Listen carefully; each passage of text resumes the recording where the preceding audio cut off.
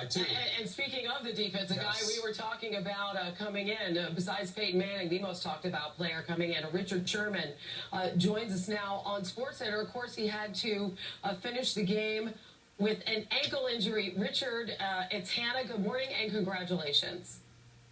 Well, thank you very much, Hannah. It's been a crazy ride, man, but it's a blessing. We're world champions. How does it feel to be a Super Bowl champion?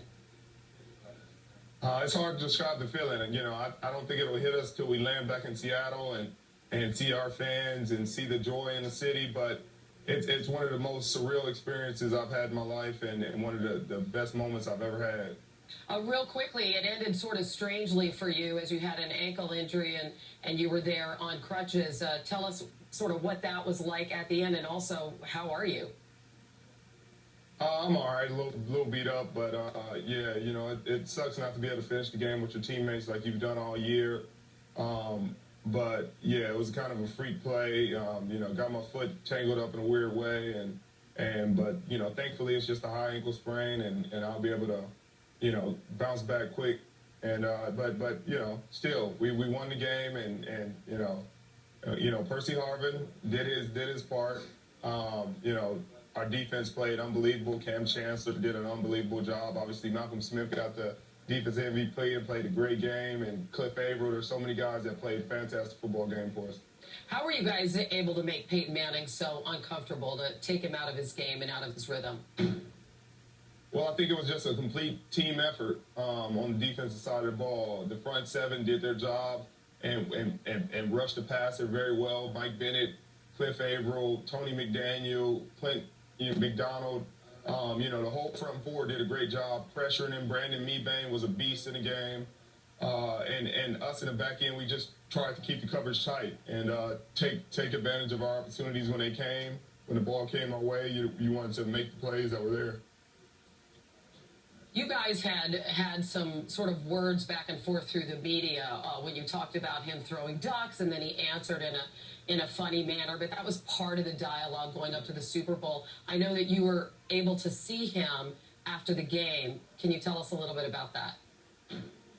Well, yeah. I mean, when I was crutching my way up to my press conference, I got a tap on the shoulder, and I tried to turn around as quick as I could, and just saw a hand extended out, and someone asked me how I was and how I was doing, how I was feeling, and it happened to be Peyton Manning. And, it takes an incredible amount of class and humility to do that after a game like that, and on such a big stage. And, he has all the utmost respect for me and my teammates and how he handles himself, and he's still a Hall of Fame player and a Super Bowl champion and a Super Bowl MVP. So, it was really one of the most incredible moments of my life, to see that kind of class, shown after a game.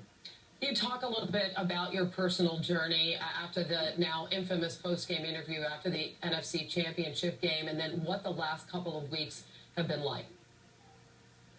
Oh man, it's been a roller coaster ride. It's been, a lot of criticism, a lot of attack of the character, but also a lot of growing, a lot of maturity happening, a lot of things. You learn about yourself, and some of the criticism was well merited, and you learn from what the people said. You take every bit of it and try to learn and grow as a person. You enjoy your teammates and appreciate their support and all the support that you get from around the world and around the league. There was a lot of great support from great players like Hank Aaron, Hall of Famer, legend. Tweeted me out, and that was pretty big time for me. So there were some positives and negatives that came with it. But obviously the whirlwind that was media day was an incredible show. It's been fun though. It's been a really fun ride, and I'm glad I got to experience it with my amazing teammates. What is the biggest thing that you learned? Just never attack a player after a game. Even if you're in the moment and you have the passion, you never want to attack anybody like that. Always make your teammates bigger. And Doug Baldwin. Mediocre quarterback. Of course, mediocre. There you we heard go something again. else, you know that? You heard something else. You guys are like... keep walking like a pedestrian. There you go, right? If it's pedestrian, if it's mediocre, if it's appetizer, you substitute the word in there, but this is a team that all jokes aside, to a certain extent, felt disrespected, correct? Definitely. We felt disrespected for the entirety of this season.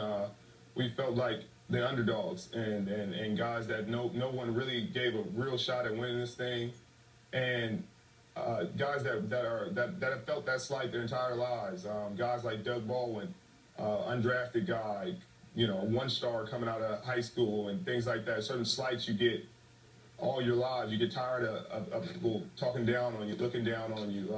Mike Bennett, undrafted. Jermaine Kearse, undrafted. Cam Chancellor, 5th round. Malcolm Smith, defensive MVP for the game, 7th round.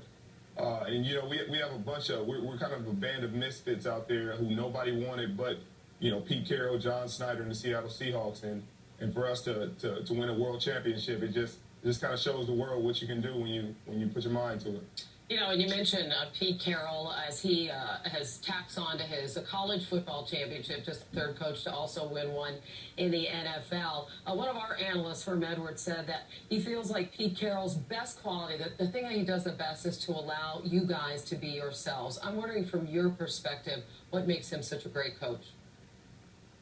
Well, I think that's one of his most redeeming qualities, to tell you the truth. He's such a great person and a great individual and has such a great energy about him. He thinks he's 30, and you never know. You never know. It's true. Yeah, exactly. You never know that he's the 2nd oldest coach in the league by the way he acts, the way he carries himself, the way he interacts with his players. He really respects his players and gives us a lot of leeway in different situations that I'm not sure a lot of coaches would give us. He trusts us in situations where I'm not sure everyone would trust us. And I think that's what makes him unique as a coach. He pushes us to compete and give our best every practice, every drill, every time we step on the field.